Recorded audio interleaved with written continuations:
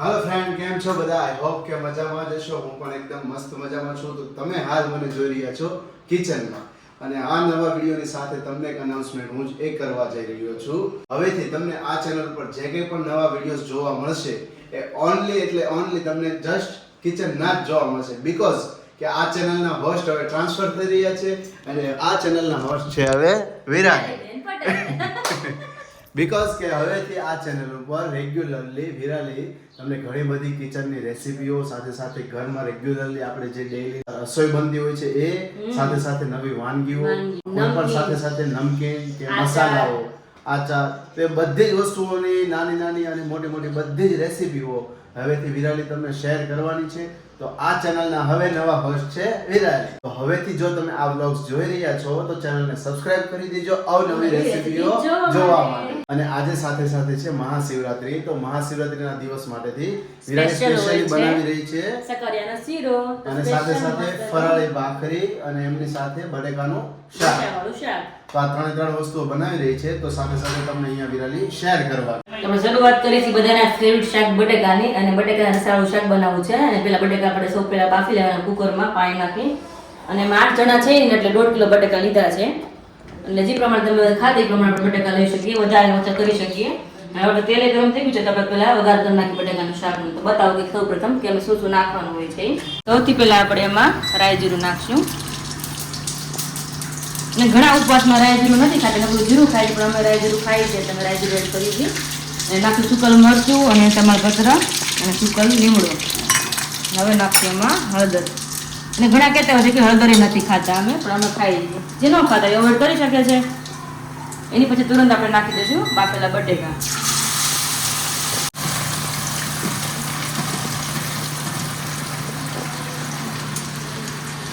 હવે આપણે મિક્સ કરી દઈશું સરખું. અને મેં આમાં 4 પાવડા તેલ મૂક્યું છે. તમે લોકોને જે રીતના તેલ જોઈએ એ પ્રમાણે તમે નાખી શકો છો. વધારે ઓછું, ઘણા ઓછું ખાતા તો તેલ ઓછું મૂકવાનું, પણ એ પ્રમાણે આપણે તેલ મૂકવાનું હોય છે. અને મોસ્ટલી બટેકાનું શાક છે ને બધાનું ફેવરેટ હોય છે, બહુ બધાનું હોય છે. નાના છોકરાથી બધા મોટા લગે બધાને બટેકાનું શાક ભાવતું જ હોય છે.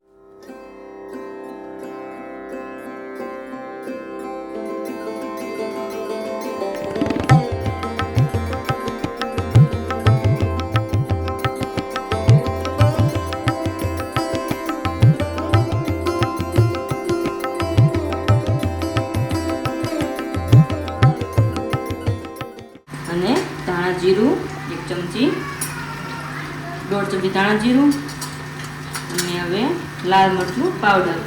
એ તમારે જેટલું તીખું તમે ખાતા હોય એ પ્રમાણે. પ્રમાણ તો મિક્સમાં છે, કાશ્મીરી ને લાલ તીખું આવે. ટોટલ આપણે 2 ચમચી લાલ મરચું પાવડર નાખ્યું છે. અને પાછળ સરસનું હલાવી નાખશું શાકને. મિક્સ કરી દઈએ શાકને. અને આ શાક છે આપણે બટેકાનું રસાવાળું. એટલે રસોથી ચોકર થયો નથી. રસા માટે નાખશું આપણે એમાં પાણી. અને આપણે લાલ મરચું પાવડર પહેલા નાખીએ ને તો મસ્ત કલર આવી જાય, એકદમ લાલ કલર આવે. તમે ક્યારેક ભૂલથી તમે પાણી નાખીને પછી તમે લાલ મરચું નાખો ને તો કલર આવે નહીં, લાલ એકદમ કલર ન આવે શાકમાં. એટલે હંમેશા ગમે શાક બનાવો તો પહેલા લાલ મરચું પાવડર નાખી દેવાનું, પછી તમારે એમાં રસા માટે એડ માટે પાણી પછી નાખવાનું.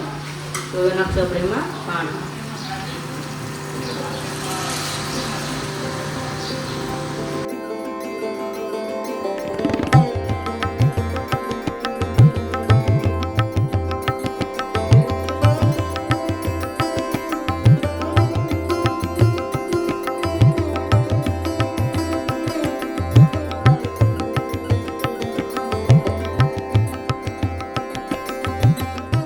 ટોટલમાં 1 લોટો પાણી જોઈએ. મેં 1/2 લોટો નાખ્યું છે, પાછો 1/2 લોટો નાખું છું. કારણ કે બટેકા છે ને પાણી વધારે ચૂસી જાય. આપણું શાક છે આજે રસાવાળું બટેકાનું શાક, એટલે આપણે રસું તો પૂરું જોઈએ. 2 થી 3 મિનિટ આપણે એને ઉકાળવાનું છે, કારણ કે રસો એકદમ આપણે સરસ ઘાટો થઈ જાય ને ત્યાં લગી. હવે એમાં આપણે લીલા ધાણા નાખીશું. અને તમે જોઈ શકો છો આપણે અહીંયા રસાવાળું બટેકાનું શાક મસ્ત પરફેક્ટ એકદમ રેડી થઈ ગયું છે. એકદમ લાલ ચટકેદાર બની ગયું છે. અને જે કોઈને ભાવતું છે ને બટેકાનું શાક જોડે મોઢામાં પાણી આવતું છે. તો અહીંયા બટેકાનું શાક આપણે પરફેક્ટ રીતે મસ્ત રેડી થઈ ગયું છે, તમે જોઈ લો. થઈ ગયું ને એકદમ મસ્ત લાલ ચટક ને એકદમ રસાવાળું બટેકાનું શાક રેડી. તો આજે છે મહાશિવરાત્રી, તો આજ ઘરે ઘરે સકરિયાનો શીરો હોય છે. તો આજ પરફેક્ટ રીતની સાથે બતાવું કે સકરિયાનો શીરો કેવી રીતના બનાવી શકીએ આપણી ઘરે. ત્યાં સકરિયા લીધા છે અને અમે 8 જણા છે એટલે લીધા છે આપણે 2 કિલો સકરિયા છે. તેની પહેલાં બાફીને અને એને છાલ ઉખાડી નાખી છે. હવે આપણે એને મેશ કરવાના છે. અને બાફવાના કઈ રીતે, આપણે કુકર આખું પ્લેન લેવાનું અને એમાં ફરતી ઘી લગાવી દેવાનું છે અને પછી એમાં સકરિયા બધા મૂકી દેવાના. બિલકુલ એમાં પાણી બૂંદી નથી નાખવાની, એ રીતે આપણે સકરિયા બાફવાના છે અને 1 થી 2 વિસલ કરવાની છે. પછી જેવું લાગે ચેક કરી પાછા આપણે બાફવા મૂકી શકીએ છીએ. તો એમાં સકરિયા બફાઈને રેડી થઈ ગયા છે અને સૌથી પહેલાં આપણે એને મેશ કરી દઈએ.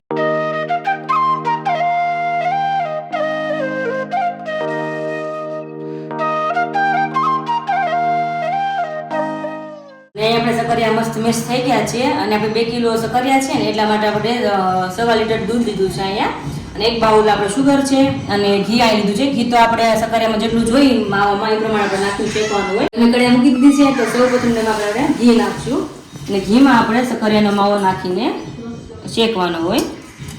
એટલે આપણે પહેલાં ઘી નાખશું.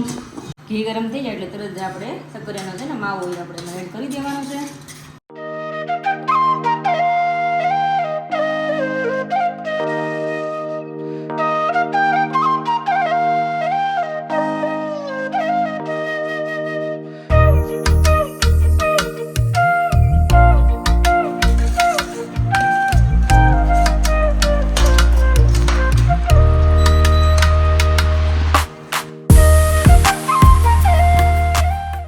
સૌપ્રથમ આમાં ઘીમાં આપણે સકરિયાના માવાને પહેલાં શેકવાનો છે અને ધીમું જ રાખવાની સગડીને કે ગેસ જે કંઈ હોય આપણે ધીમું રાખીને જ શેકવાનું છે.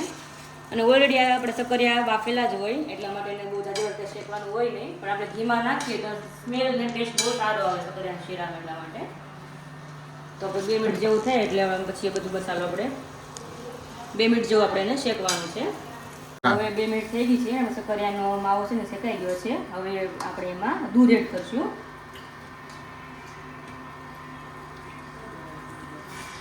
અને દૂધ નોર્મલ જ છે, ગરમ નથી કરેલું અને ઠંડુ પણ નથી, નોર્મલ દૂધ આપણે લેવાનું છે. પાછું આપણે સરસ મિક્સ કરી દઈશું. દૂધ અને સકરિયાનો જે માવો છે એકદમ મિક્સ થઈ જાય ત્યાં સુધી આપણે મિક્સ કરવાનું છે.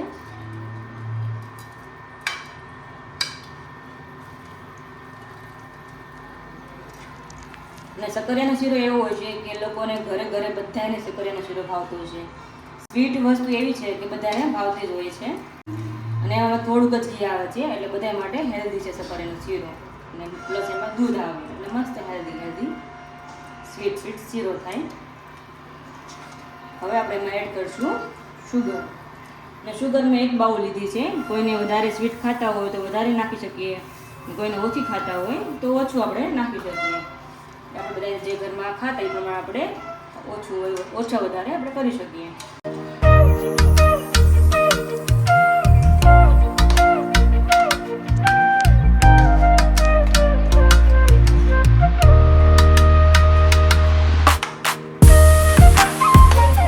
દૂધ અને ખાંડ 2 વસ્તુ નાખી દીધું છે તો 2 જ મિનિટ અને શીરાને આપણે પકાવવાનો છે.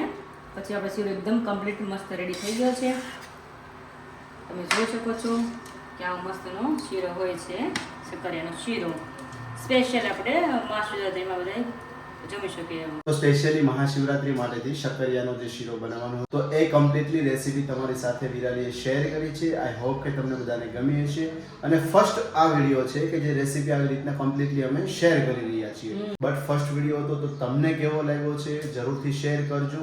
અને ઇન ફ્યુચર કોઈ નવી રેસીપી છે કે જે રેગ્યુલરલી આપણે રેગ્યુલરલી ઘરની અંદર જે બનાવતા હોઈએ છીએ બટ ઘણી વુમન્સને એવું હોય છે કે કેવી રીતના બનતું હોય છે આઈડિયા નથી હોતો, તો કમેન્ટ તમે જરૂરથી કરજો આ વિડીયોની અંદર.